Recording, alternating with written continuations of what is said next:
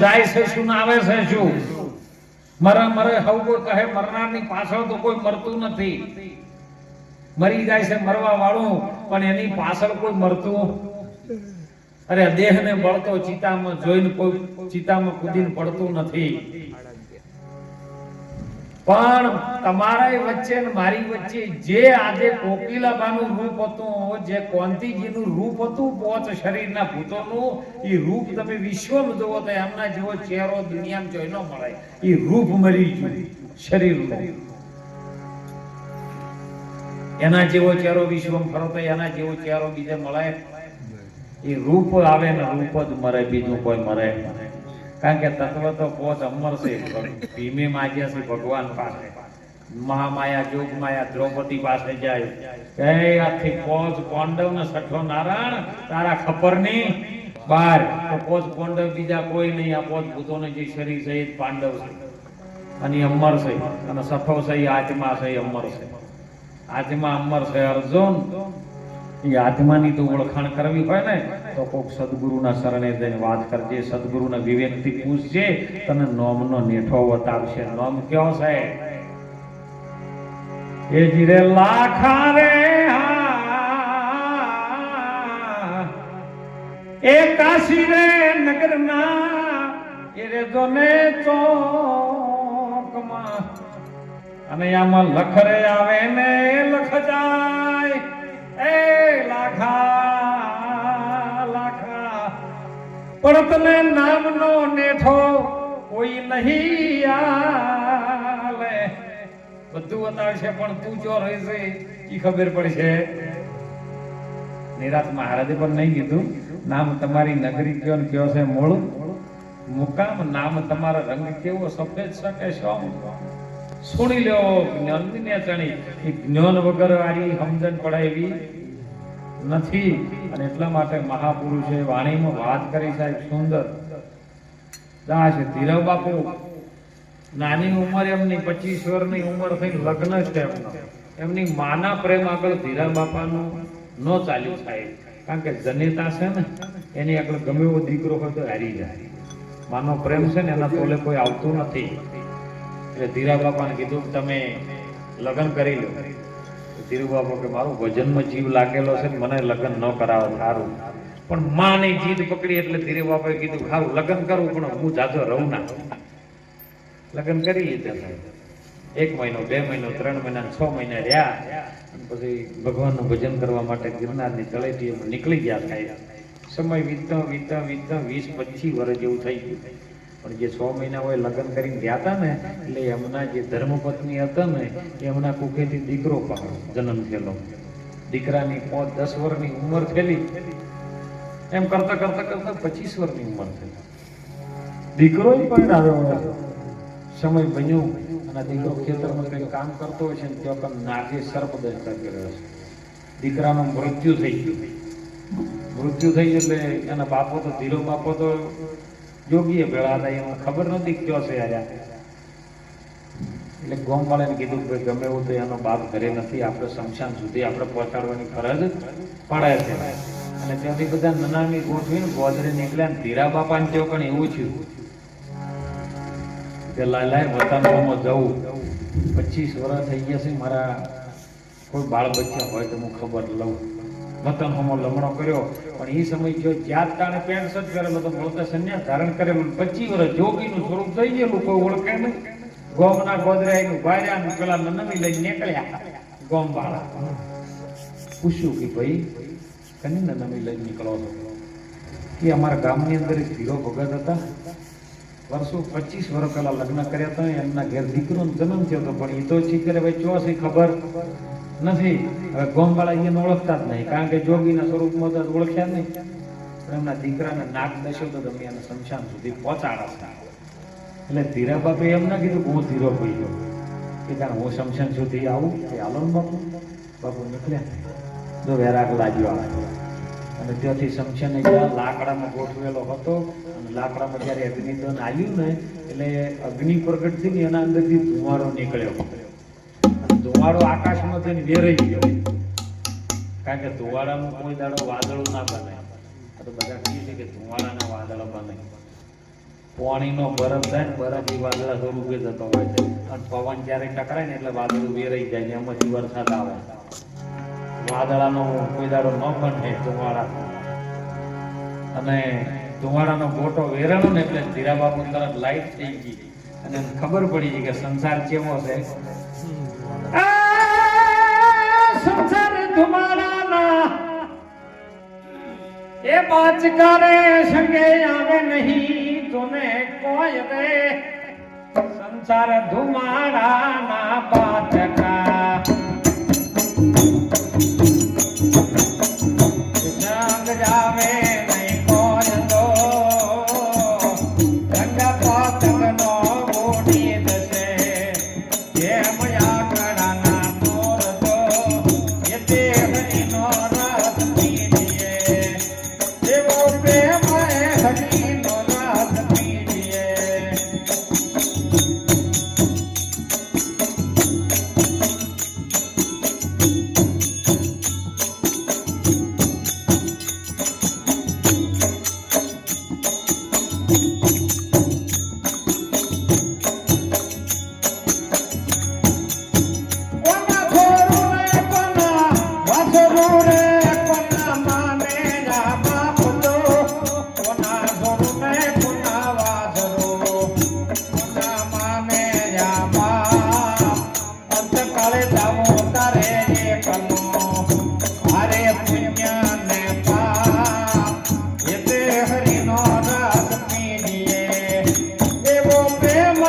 હરીનો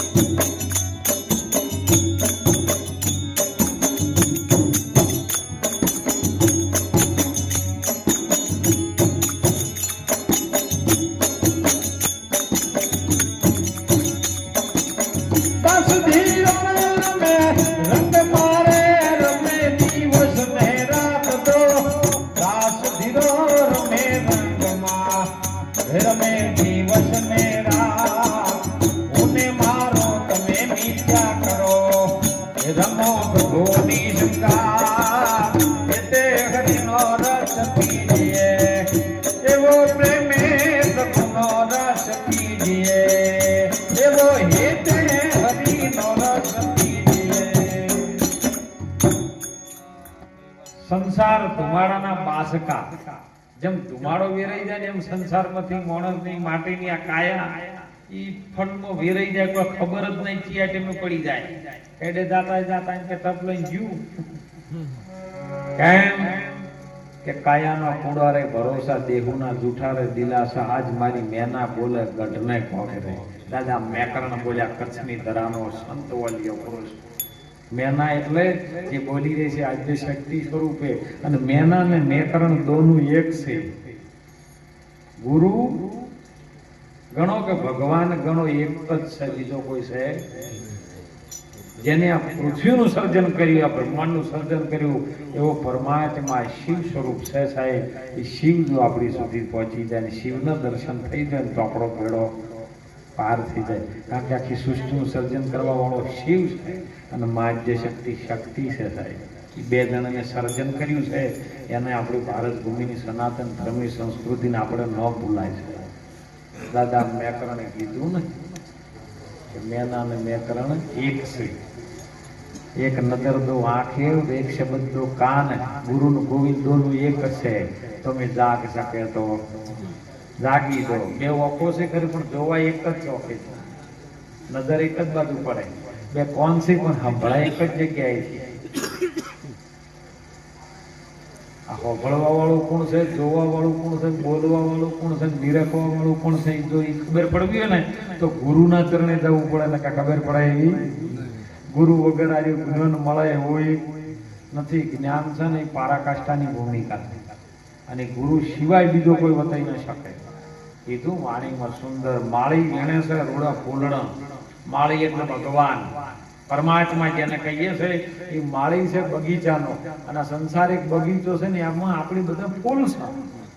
એક એની મરજી થાય ભૂલી દે વેણી દે થઈ ગયો અને કળીઓ કરે છે વિચાર. કળીઓ એટલે આપણે બધા હાલ છે હાલ જેમનો દેહ નથી ફૂલ લઈ લીધું અને આપણે બધા વિચાર કરે છે કે કાલે આપણો દાડો તો કારણ આપણી શું લેન્ડમાં નહીં થાય. આજે કોંતીજીનો દેહ જતો રહ્યો, કોકિલાબાનો જતો રહ્યો તો આપણે લેન્ડમાં જ છો. કાલ તો પરમદાર ની તો બીજા દર જવાનું ને પણ જતો ચો જવાનું ઠેકાણું રાખવાનું. ચો જવાનું એ ખબર હોવી પછી આપણે જ્યાંથી આયા અમારા ભક્તો આયા તો બધા સબકેડાથી સબકેડા જાહી અને ઘરની ખબર છે કે સબકેડા જવું પડશે. અમે પાલડીથી આયા પાટણથી તો અમને ખબર કે સાધનથી પાલડી પાછું પહોંચવું પડશે તો આ શરીરમાં જે આવ્યો છે એની એ ખબર રાખવી પડે કે ક્યાંથી આવ્યો છે તો એ પહોંચવું. કાયા પડશે ને હંસો અરે ક્યાં જઈને હમાશે. અરે એ ઘર બતાવી અમને દેજો રે ગુરુજી મારા તમે શરણો માં લેજો. અરે મરણ તિથિ નો બાવાજી આ તો મહિમા છે ઘણો મોટો. મરણ તિથિ નો બાવા મહિમા છે મોટો. રે અવસર વેળા રે ઉભા રેજો રે ગુરુજી મારા ચરણો માં લેજો. જો બધો મહિમા કરતી મરણ તિથિ નો મહિમા મોટો છે કે આખી જિંદગી જે કામ કર્યું છેલ્લી વેળાએ જો આ તિથિ યાદ ના રહે તો પછી કે પેલા બાપા જેવું થાય. બાપા મરવા પડે ને ચાર છોકરા ઉભા રહે. બાપા કોઈ ઈચ્છા કરી બાપાને બોલતી બંધ થઈ ગઈ, બોલી ના પણ ઓમ હાથ હાલ્યો. છોકરાને એમ થયું કે બાપા કોક હાથ હલાવે કોક બતાવે એટલે એમ કહો આપણા ગામમાં ડોક્ટર છે ફટાફટ બોલાવો. ફોન કરે ડોક્ટર ને કે આવો ભાઈ. ડોક્ટર 5000 રૂપિયા છે 5 મિનિટ બોલે ઇન્જેક્શન એવું આલું પણ 5 મિનિટ શ્વાસ ચાલે વધારે ચાલશે બોલી કે 5 મિનિટમાં છોડી મેલશે. અરે કે 5 મિનિટ તો 5 મિનિટ તો બોલે ભગવાન આવે તો હાથ હાલ્યો જ છે. ઇન્જેક્શન 5000 નું આલ્યો છોકરી આલી દીધું. બાપાને બોલતી ચાલુ થઈ ને એટલે બાપાએ કીધું ભલે મૂર્ખાઓ મારી જોડે હોમાં તાકીને હું પાછો ચલો પાડો હાવેણી ખાઈ જાય જો ને. એટલે એમ કીધું છે મરણ તિથિ નો બાવા મહિમા છે મોટો. મરણ વેળાએ જયારે મરવાનો આ દેહ છોડવાનો સમય આવે ને એ સમય ભગવાનનું નામ યાદ રહે ને તો આપણે જે ઘર જવું છે એ ઘેર જઈ શકો. કારણ કે જીવતા ઘરને જોઈ દો બંદા જીવતો આ ઘરને જોવો નહીતર મર્યા પછી મુક્તિ માગશો કાળા ઘરનો છે કૂવો. આ દેહમાં એક વચન છે જીવો ને એને સંતોનો મત શું કહેવા માંગે છે એનું પ્રમાણ લઈને તમે એને સેવો અને સેવી લો ને તો અમર બની જાય એવી વાત છે. તમે જન્મો એવાય નહીં મરો એવાય. તમે કોણ છો એની ઓળખાણ. હું કોણ ને હરી કોણ. હું કોણ ને હરી કોણ પછી આની ઓળખાણ થઈ જાય ને તો હરી તમે બે જુદા નથી. હું જયારે હરિમાં ભળી જાય એટલે તમે હરિ સ્વરૂપ બની દો, પરમાત્મા સ્વરૂપ ભગવાન રામ બની ગયા થાય. ગુરુના ચરણે જે વાતને સ્વીકારીને એમાં બન્યા. કૃષ્ણજી એમના ગુરુ મહારાજના ચરણે જ્ઞાન થાય પરમાત્મા બની ગયા. અરે બાપો ધણી નકલન નિદાધારી રામદેવ પીર એના ગુરુના ચરણે જેની પીરની ભૂમિકામાં આવી ગયા ભગવાન બની ગયા. તો એ માણસ અવતારે જ આવેલા હતા માટે માણસનું કર્મ કરજો. માણસ બની સાહેબ રહેજો જીવનની અંદર. ખૂબ આજનો અવસર ઠંડી સચ્ચા પીજો તો મેરા હો મારી નામ ચા પીજો નાસ્તો બાબુ પાસે પીજો પણ લોહી ના પીતા પૈસા.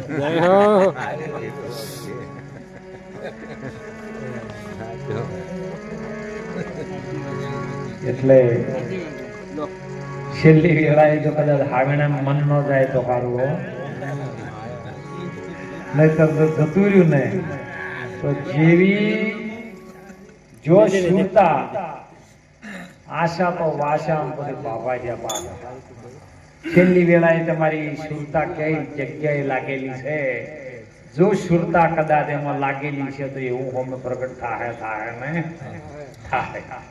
એટલે તમારી સુરતાથી વજન કરજો, કારણ કે મુખે ભજેશો માનવી ને હૃદય છે ભજેશો દેવ.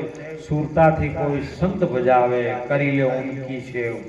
તમને સુરતાની અંદર ભજન થાય ત્યારે તો સુરતા શું છે ઓળખવી પડે. એ ઓળખાવા વાળો ગુરુ છે. હમણાં સુંદર દાદાએ વાણી બોલી હતી કે કાયામાં જંત્રીનો બજાવનાર કોણ છે?